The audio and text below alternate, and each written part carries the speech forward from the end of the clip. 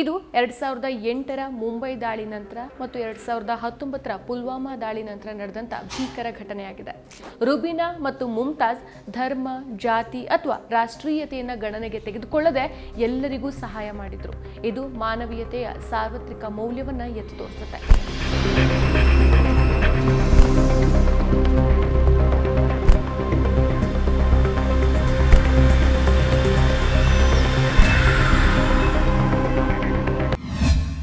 ನಮಸ್ಕಾರ, ಏದಿನ.comಗೆ ಸ್ವಾಗತ. ನಾನು GM ಪವಿತ್ರ.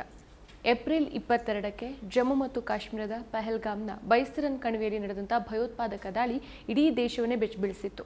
ಈ ದಾಳಿಯಲ್ಲಿ 26 ಪ್ರವಾಸಿಗರು ಪ್ರಾಣ ಕಳ್ಕೊಂಡಿದ್ದು, 20ಕ್ಕೂ ಹೆಚ್ಚು ಮಂದಿ ತೀವ್ರವಾಗಿ ಗಾಯಗೊಂಡಿದ್ರು.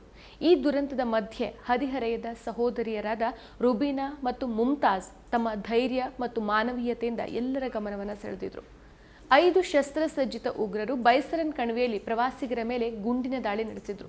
ಇನ್ನು ಪ್ರತ್ಯಕ್ಷದರ್ಶಿಗಳ ಪ್ರಕಾರ ಉಗ್ರರು ಗುರಿಯಿಟ್ಟು ಪುರುಷ ಪ್ರವಾಸಿಗರನ್ನ ಕೊಂದಿದ್ದಾರೆ. ಈ ದಾಳಿ ಕೇವಲ 10 ನಿಮಿಷಗಳಲ್ಲಿ 26 ಜೀವವನ್ನ ಬಲಿ ತೆಗೆದುಕೊಳ್ಳುತ್ತೆ. ಇದು 2008ರ ಮುಂಬೈ ದಾಳಿ ನಂತರ ಮತ್ತು 2019ರ ಪುಲ್ವಾಮಾ ದಾಳಿ ನಂತರ ನಡೆದಂಥ ಭೀಕರ ಘಟನೆಯಾಗಿದೆ. ಇನ್ನು ದಾಳಿಯ ಜವಾಬ್ದಾರಿಯನ್ನ ಆರಂಭದಲ್ಲಿ ದಿ ರೆಸಿಸ್ಟೆನ್ಸ್ ಫ್ರಂಟ್ TRF ಹೊತ್ಕೊಂಡಿತ್ತು. ನಂತರ 4 ದಿನಗಳ ನಂತರದಲ್ಲಿ ಇವರು ತಮ್ಮ ಹೇಳಿಕೆಯನ್ನ ಹಿಂದಕ್ಕೆ ಪಡೆದುಕೊಳ್ತಾರೆ. ದಾಳಿಯಿಂದ ಆತಂಕಗೊಂಡಂಥ ಪ್ರವಾಸಿಗರು ಮತ್ತು ಸ್ಥಳೀಯರು ತಮ್ಮ ಜೀವವನ್ನು ಉಳಿಸ್ಕೊಳ್ಳೋಕೆ ಓಡೋಕೆ ಶುರು ಮಾಡಿದ್ರು.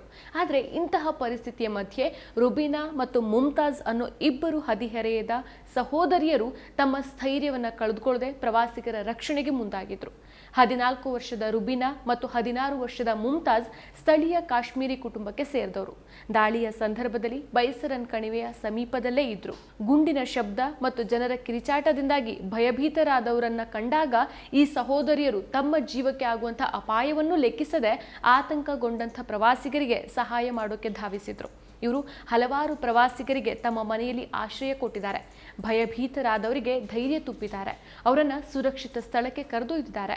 ಇನ್ನು ಒಬ್ಬ ಪ್ರತ್ಯಕ್ಷದರ್ಶಿಯಾದಂಥ ಪಲ್ಲವಿಯವರು, ಇವರು ಶಿವಮೊಗ್ಗದ ಮಂಜುನಾಥ್ ಅವರ ಪತ್ನಿ, ತನ್ನ ಅನುಭವವನ್ನು ಹಂಚಿಕೊಂಡಿದ್ರು.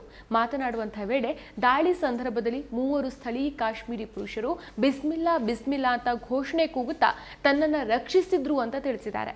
ಅದೇ ರೀತಿ ರುಬಿನಾ ಮತ್ತು ಮುಮ್ತಾಜ್ ಕೂಡ ಇಂತಹ ಸಾಹಸದ ಕಾರ್ಯದಲ್ಲಿ ಭಾಗಿಯಾಗಿದ್ರು. ಹಲವರ ಜೀವ ಉಳಿಸುವಲ್ಲಿ ಪ್ರಮುಖ ಪಾತ್ರ ವಹಿಸಿದ್ರು. ರುಬಿನಾ ಮತ್ತು ಮುಮ್ತಾಜ್ ಧರ್ಮ, ಜಾತಿ ಅಥವಾ ರಾಷ್ಟ್ರೀಯತೆಯನ್ನು ಗಣನೆಗೆ ತೆಗೆದುಕೊಳ್ಳದೆ ಎಲ್ಲರಿಗೂ ಸಹಾಯ ಮಾಡಿದ್ರು. ಇದು ಮಾನವೀಯತೆಯ ಸಾರ್ವತ್ರಿಕ ಮೌಲ್ಯವನ್ನು ಎತ್ತಿ ತೋರಿಸುತ್ತೆ. ಇನ್ನು ದಾಳಿ ಹಾಗೂ ಪ್ರವಾಸಿಗರನ್ನ ಕಾಪಾಡಿದ ಕ್ಷಣದ ಬಗ್ಗೆ ಮಾತಾಡಿದಂಥ ರುಬಿನಾ, ಆ ಕ್ಷಣದಲ್ಲಿ ನಾವು ನಮ್ಮ ಬಗ್ಗೆ ಯೋಚಿಸಿಲ್ಲ, ನಾವು ಪ್ರವಾಸಿಗರ ಬಗ್ಗೆ ಮಾತ್ರ ಯೋಚಿಸ್ತಾ ಇದ್ದೆವು. ಅವರಿಗೆ ನಡೆಯೋಕೆ ಸಾಧ್ಯ ಆಗ್ತಾ ಇಲ್ಲ, ಅವರು ಭಯಭೀತರಾಗಿದ್ರು ಅಂತ ಹೇಳ್ಕೊಂಡಿದ್ದಾರೆ. ಇನ್ನು ರುಬಿನಾ ಮತ್ತು ಮುಮ್ತಾಜರ ಕತೆ ಕೇವಲ ಧೈರ್ಯದ ಕಥೆಯಷ್ಟೇ ಅಲ್ಲ, ಇದು ಕಾಶ್ಮೀರದ ಸ್ಥಳೀಯರ ಮಾನವೀಯತೆಯನ್ನ ಮತ್ತು ಒಗ್ಗಟ್ಟನ್ನು ತೋರಿಸುತ್ತೆ. ಈ ಇಬ್ಬರು ಯುವತಿಯರು ತಮ್ಮ ಸುರಕ್ಷತೆಯನ್ನೂ ಲೆಕ್ಕಿಸದೆ ಅಪರಿಚಿತರ ಜೀವ ಉಳಿಸೋಕೆ ತಾವು ಮಾಡಿದ ಕಾರ್ಯ ಎಲ್ಲರಿಗೂ ಸ್ಫೂರ್ತಿಯಾಗಿದೆ. ಇನ್ನು ಸಾಮಾಜಿಕ ಮಾಧ್ಯಮಗಳಲ್ಲಿ ಈ ಘಟನೆ ವ್ಯಾಪಕವಾಗಿ ಚರ್ಚೆ ಆಗ್ತಾ ಇದೆ. ಮತ್ತಷ್ಟು ವಿಶೇಷ ವಿಡಿಯೋಗಳನ್ನು ನೋಡಲು ಮತ್ತು ಹೊಸ ವಿಡಿಯೋಗಳ ಬಗ್ಗೆ ತಿಳಿಯಲು ಈದಿನ.com ಯೂಟ್ಯೂಬ್ ಚಾನೆಲ್ ಸಬ್ಸ್ಕ್ರೈಬ್ ಮಾಡಿ ಮತ್ತು ಬೆಲ್ ಐಕಾನ್ ಕ್ಲಿಕ್ ಮಾಡಿ.